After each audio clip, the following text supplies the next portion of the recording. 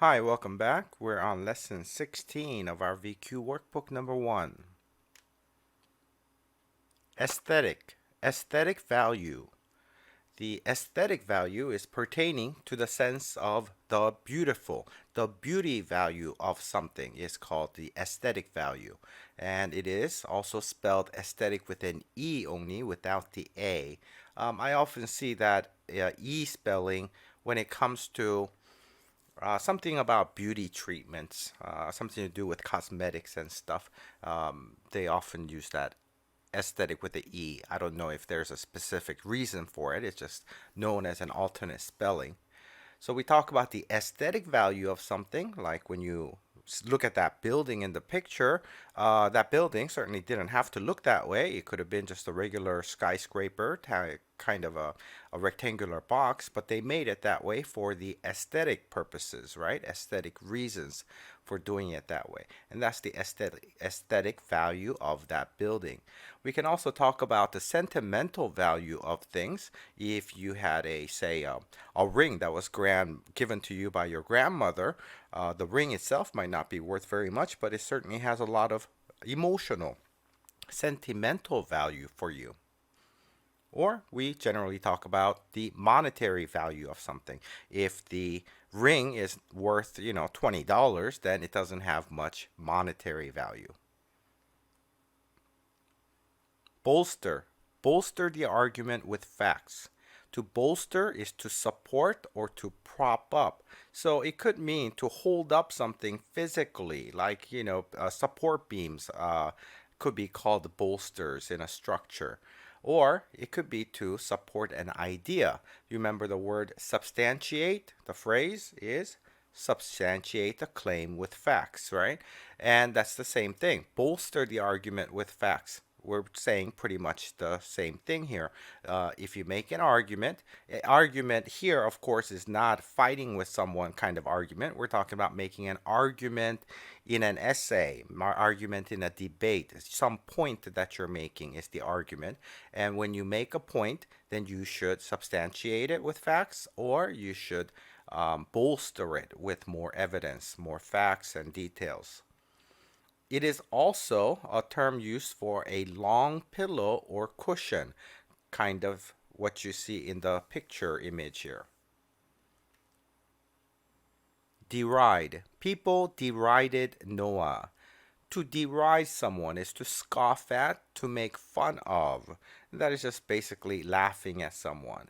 The prefix is d, which is down or away, and rid, which means to laugh. And that is an important one, so please write that one down.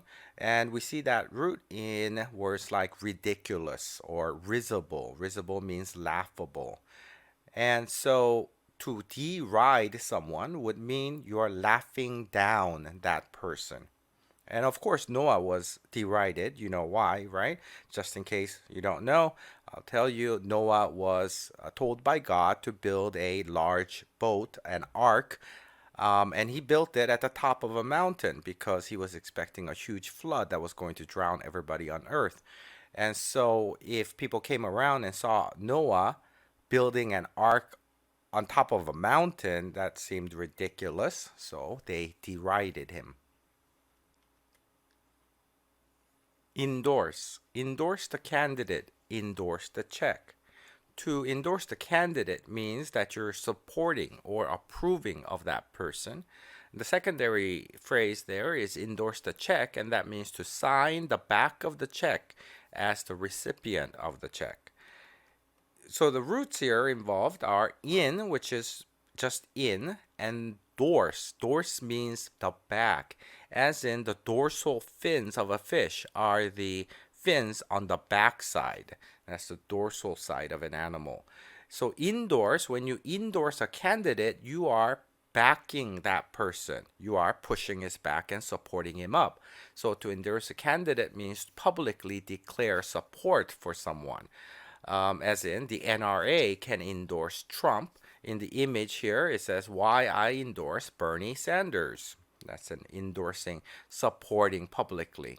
So the other definition of endorsing the check is if I were to give you a check for $100, you couldn't just use it at the supermarket. You would have to take it to the bank and you want to change it to cash. In order to do that, you have to turn the check over and you have to sign your name at the back of it. Sometimes they would want you to write your bank account number or any other information. But signing the back, the dorsal side, is endorsing the check. And this is a step that is required for cashing a check. Gratify. She felt gratified by the praise. To gratify someone is to please that person, to make that person happy. So it is to be the source of some joy or satisfaction. So an experience can be very gratifying. And you went to the museum and you say that was a gratifying experience. Then you felt gratified by that experience. Infamous. OJ's infamous trials. Infamous means notoriously bad.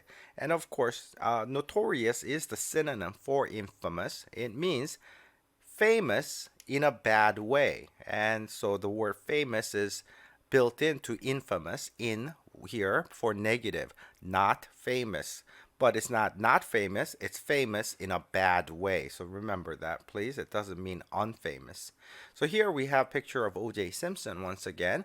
O.J. Simpson, I think I explained in a previous video that he's a celebrity ex-football star, right? He was charged with a double murder.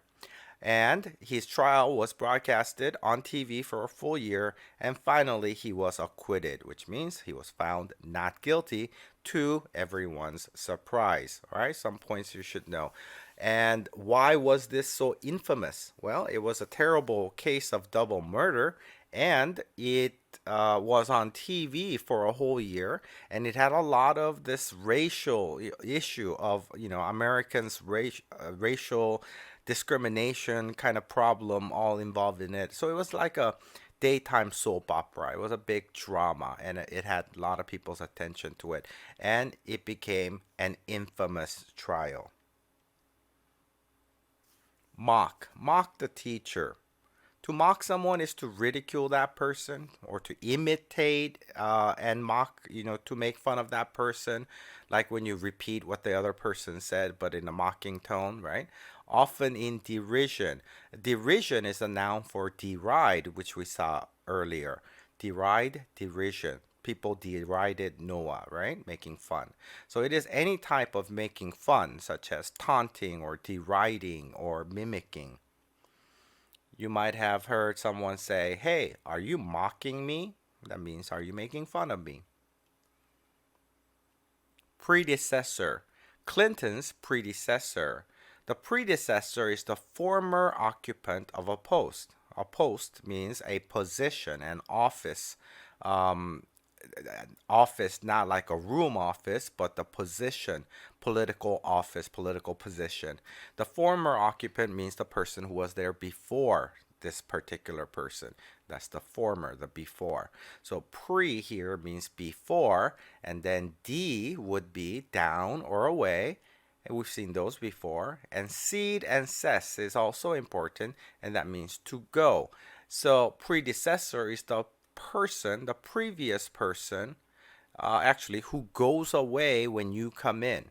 Okay, he's the person before you who goes away when you start the new term. So when we look at all the presidents, these are the 44 presidents, and of course President Trump is, after this, he is the 45th president. President Trump's predecessor is Obama. Obama's predecessor is George W. Bush, and so on. And we use the phrase Clinton's predecessor only because he was the current president when these phrases were first formulated back in the 90s. So it doesn't matter who you choose for the phrase, but we'll just go along with the Clinton's predecessor because it really is arbitrary. It doesn't make much difference. Reticence. Reticence of the suspect. That is reserve and uncommunicativeness, not communicating. So it means you're, zipping your lips and talking or not talking at all. Okay, that's reticence. Re is back or again, and tack and tick. This is the root we saw before. silent is the meaning, and that's in the word taciturn, as we saw earlier in taciturn cowboy. And reticence of the suspect means a suspect who is caught by the police, arrested, and questioned usually doesn't want to say anything because anything he says can be considered tantamount to a confession, right? We've seen that word. And so we don't want that. The suspect will stay silent or the suspect will stay reticent. Tenacity. Tenacity of the detective. The tenacity is the firmness or the persistence, which means he is not giving up on an old crime. He is going to keep searching until he arrests the person that he's looking for. So the root here is ten, and that is an important one. Please write that one down. Ten is to hold, and we see this in a lot of words, like the tenant of an apartment is the person who holds the property for the time being. He doesn't own it, but he holds it. Being tenacious is the adjective for tenacity, so we say tenacious detective. How about retention? Your memory retention is how you hold things in your mind, in your memory. So we talk about retention, memory retention. How about detention? You get held back at school, right? After school. That is another kind of holding. So imagine, for the phrase, imagine a detective who does not give up on an old case. He goes on for 10 years, 20 years trying to catch the criminal. Then he is a very tenacious detective. Thanks for watching. I'll see you in the next video.